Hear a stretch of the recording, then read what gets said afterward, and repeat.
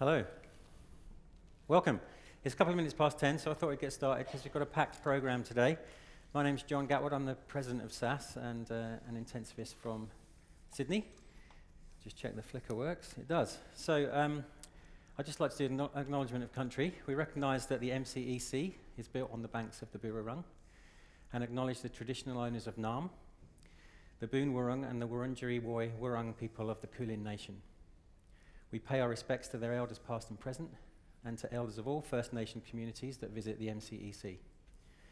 We recognise the significance of the Birrarung traditional owners as a life source and a meeting place, and seek to honour a 40,000-year tradition of building community and exchanging ideas on these lands. So, first of all, thank you for coming, because we know how hard it is to build anything in addition to your clinical work into your lives at the moment.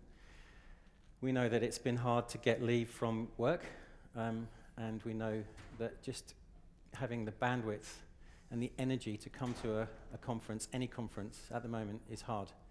So thank you. Thanks also to your bosses for letting you come, and thanks also to all your workmates who are covering the units that you work in now so that you can come. And I'm thanking all of my colleagues for doing that for me. So I'm really excited about the program we've got lined up for you.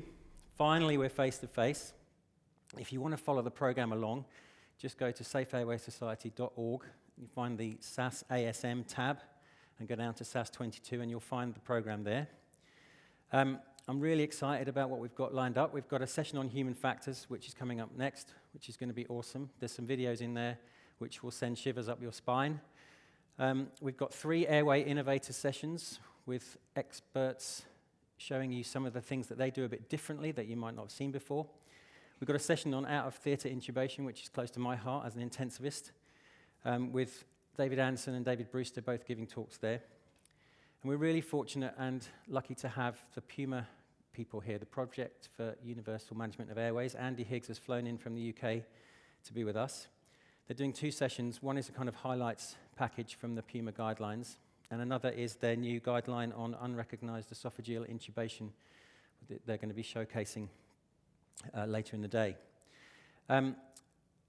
Then, not shying away from controversy, we've got a session called AGPs, Are They Even Real?, where we're going to be really doing a deep dive into aerosol generating procedures and seeing if we can get rid of that concept altogether from our practice. Won't that be nice? If you have questions, we've got 2 freestanding mics at either side of the auditorium, which are being lit up beautifully now. Timing, guys, I like it.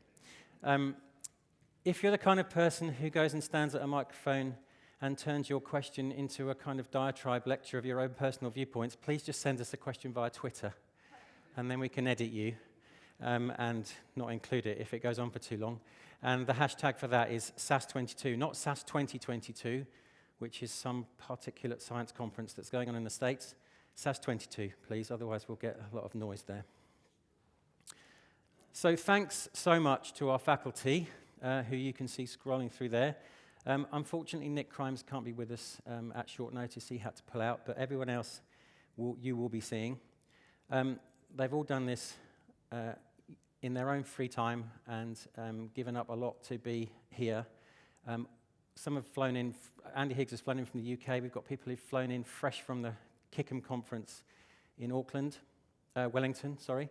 And so one of those people is Jonathan Begley, top right of your screen, who just won the Felicity Hawker Prize last night for some work he did with some other members of the SAS board on aerosol generating procedures and intubation boxes. So he might be a bit red-eyed for 2 reasons this morning. He got a very early flight to be here, but also he won a prize last night, so I wouldn't be surprised if he had a couple. The people on the right of your screen are my fellow organising committee members, and I'd like to just acknowledge the work that they put in to help get this event off the ground. So David Brewster, Jonathan Begley, Jake Donovan, Matty Humar, and the 2 people at the bottom of the screen, Parita and Matt, have basically put the Airway workshops together tomorrow, which is a massive undertaking. There are a few spots still available for those workshops if anyone in the audience is not registered and would like to come. Also, a big thanks to the CODA organisers, the CODA conference happening Tuesday and Wednesday this week. They've basically put this whole thing together, and we wouldn't have been able to, financially, we wouldn't have been able to run a face-to-face event without their help. So thanks a lot to them. Also tomorrow, all these trade organisations have provided us with equipment for the Airway workshops. So big thanks to those people. Masks. Now, I've been asked by the organisers of CODA just to say to you that in this room, because it's large and you're able to distance, masks are not compulsory, or we don't need you to wear masks. If you want to, that's absolutely fine. In areas where you're forced into close proximity, like if you're coming to workshops tomorrow and you're in a smaller room, we would ask you to wear masks. And the kind of distinction that we'd ask you to make is if you're in it feels like you're in a clinical environment, like you're doing a workshop, put your mask on like you would in hospitals. I know in New South Wales that's what we're doing. But if you're in a more open and social environment, like a tea room, for example, you don't have to wear your mask. So just briefly, a little bit about the Safe Airway Society, which is the interprofessional airway society for Australia and New Zealand. We are a registered charity, not-for-profit organisation. We're proud to say that we feel like we represent all of the specialties and disciplines that are involved in airway management. Our board reflects that, but also our membership. You can see we've got paramedics, nurses, trainees and specialists, and amongst the trainees and specialists, a really good representation from anaesthesia, emergency medicine, intensive care medicine. So a really good spread, and we feel like we can advocate for all of those disciplines and specialties as a result of that. We've got 358 members who all pay about $40 or $80 a year, depending on whether they're a specialist or not, which we feel like is a small amount of money, but we do need that money. All organisations like SAS not-for-profits need an ongoing membership to stay solvent. So I'm sure you're all members. If you're not, please join up and please encourage your friends and colleagues to do the same. We come from all over Australia and New Zealand, which is nice. So what have we been up to since we were founded in 2019? Well, a few things.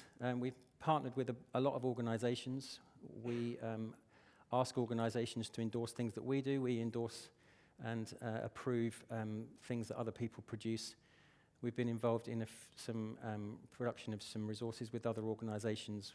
They ask us to review their algorithms and guidelines. And we've got memoranda of understanding with a few of the organisations on there.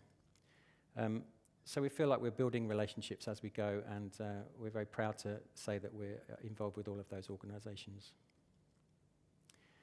Our main output, apart from meetings, the SAS 21, which was an online event, and this meeting, so far has been our COVID guideline, which we put together pretty rapidly as a writing group, and with feedback from members. We made some changes based on feedback from members. They were widely adopted, widely endorsed by many colleges and societies across ANZ, but also internationally. I had contact from all kinds of countries around the world, Chile, Paraguay, asking if they could use our cognitive aids and our infographics and use versions of our guidelines, and so that was really exciting. It's been cited 430 times in the literature, 250,000 social media impressions. The infographics and the checklists were highly popular, and we've surveyed a bunch of ICUs, and more than 50% of the ICUs that we surveyed were using our guidelines and infographics during COVID for airway management. We also made a video to go along with that, which has been seen 4,000 times, which we're really proud of. We've also tried during the pandemic to produce a lot of online resources, and you can see we've got a few followers on social media, but also we've produced newsletters and some airwaves programs, which Nick Crimes has put together for us, with some really good speakers on those. And all those recordings are still available for anyone who wants to catch up on those, as are all of the sessions from SAS 21, which was a very popular online event we ran in November last year. We've also podcasted everything that we've recorded, so you can get that on iTunes, Spotify, and Libsyn if you are interested in podcasts. And if you're an airway management geek and like to listen to that stuff on your way to and from work, that's where to go. So the future of the society, we've been a bit hamstrung by COVID, so we haven't done a lot of the things that we wanted to do, but the future really is sitting in this room, and it's people like you who are interested in airway management. If you are, get in contact with us. We'd love to have you on board. Tell your friends that we exist, and hopefully we'll build our reputation as we go. We are a fledgling society, but we hope to be much bigger one day, and it will be with the involvement of people like you. So please get in contact with us. And if you want to join, if you haven't already, it's pretty easy. Go to the Join tab on the website. So, without further ado, I'm going to hand you over, with almost perfect timing, to Adam Rayhack and Jerry Kong, who are going to lead the Human Factors session. Thanks very much.